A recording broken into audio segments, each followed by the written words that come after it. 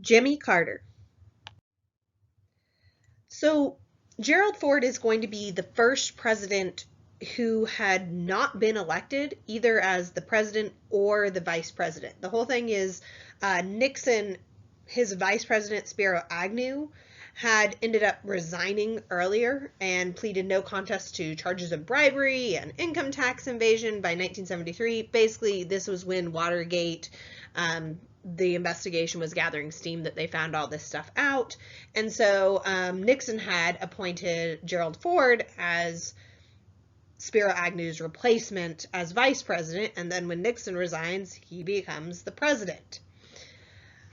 Ford is competent, but he's really unimaginative. Really, the first act he ever does is the most controversial because he pardons Nixon of all the crimes he committed during his presidency. Now, the idea behind this was, to think ahead to the future rather than stay in the past. But it does cause some problems for, like, can a president ever be indicted, et cetera, et cetera? Is the president above the law? And so there's these kinds of unanswered questions because of this pardon. Like I said, it's the most controversial thing he does. We're going to see during Ford's time in the White House things like the Helsinki Accords. This is going to increase the commerce basically between Eastern and Western Europe, and it finally finalizes all the borders of Eastern Europe back from World War II.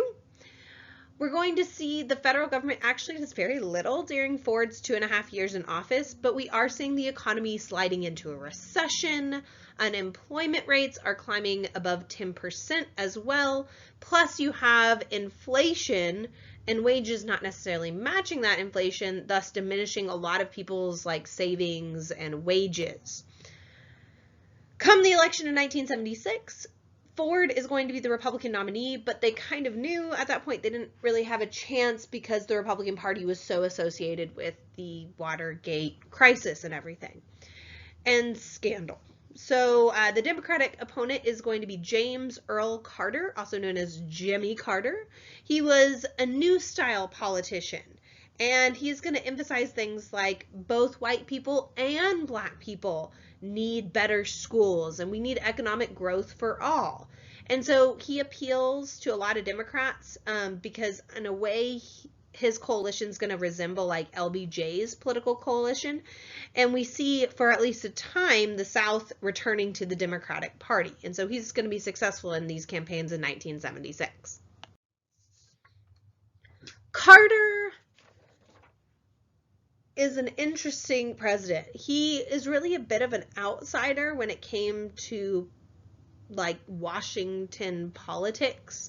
And on one hand, this can be an advantage because it gives him freedom from some of the narrow-minded set of experts who a lot of times only talk to each other, but it is also going to be extremely problematic. He lacked a lot of knowledge of key political figures, and he didn't have the experience to resolve a lot of legislative gridlock.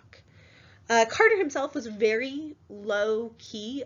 For instance, he signed official documents Jimmy Carter rather than James Earl Carter and everything. He was an outsider to politics, and he really wanted to be open to the American people. And so it'd be he would talk to the media and tell people what he actually thought rather than what polls said, people wanted to hear. Once again, this can be good, but it also is bad because people aren't hearing then what they want to hear. He also trained as an engineer previously, and this really shows. He's very analytical while in office. He was very logical. He liked to break down problems into its component parts.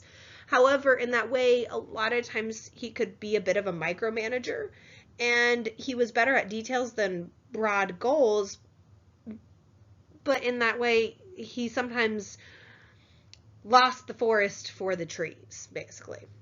His cabinet is going to be filled with experts, but Carter himself didn't seem to understand a lot of basic rules of Washington politics. He'd develop all these kinds of policies and make appointments, but not consult key congressional committee chairs first. He's also going to be facing this big domestic issue of the economy is sliding into another recession in 1978. And with a jump in oil prices and that cost push inflation, this is making things even worse. Once again, we have a problem with Carter in that he's a fiscal conservative. And so his impulse is to cut federal spending, but by cutting federal spending, that actually worsens unemployment rates, and it alienated a lot of liberal Democrats. We are going to see, though, he has a really comprehensive energy policy plan. He's going to put forward the Energy Policy and Conservation Act of 1978. This is going to encourage alternative energy sources to replace foreign petroleum because of the whole, issues with foreign petroleum in this time. So under this policy, we see things like solar energy, research is going to prosper. However, the most obvious alternative to fossil fuel would have been nuclear energy. But people hear nuclear energy and they immediately think nuclear weapons. And so anti-nuclear activism really is going to block nuclear power. And in fact, we see utilities more likely to shut down and dismantle old nuclear plants rather than build new ones. So when we're looking at Carter, he has some personal problems and some structural problems when it comes to his presidency. And what this really means is that by 1979, so pretty early in his presidency, a lot of leaders across the nation felt like Carter wasn't capable of leading the nation, and then they would basically interpret all of his actions to prove that belief. When we're looking at America at home under Carter, we're seeing this time of economic transition. A lot of cities are falling behind in this changing economic world. Basically, we're seeing a lot of technology coming about that makes a lot of workers obsolete. So we're seeing that mechanization. A lot of factories become outmoded, and basically a lot of them are abandoned. In fact, this area right here in this map is called the Rust Belt, specifically in honor of all those abandoned factories. So we're actually seeing de-industrialization. So we're seeing a decline in industry during this time period.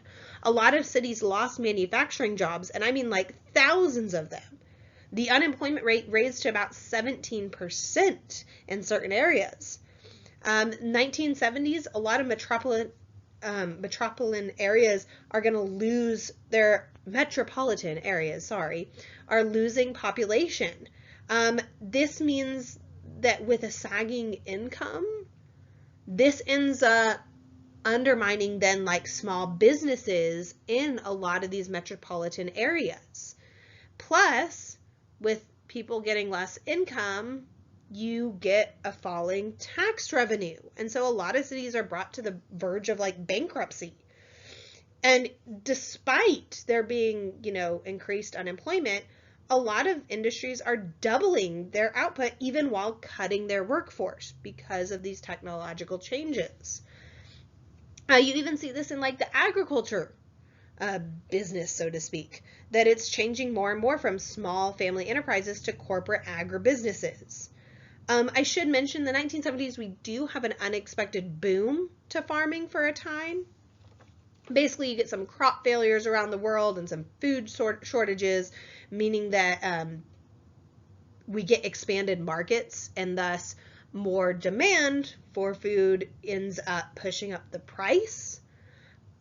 But this boom is really going to be over by the 80s, and farmers are going to find themselves with a lot of debt they can't cover. And this is actually when we see a lot of farmers selling out, basically to escape this financial insecurity. In fact, by 2000, fewer than 2% of American workers make their living from farming.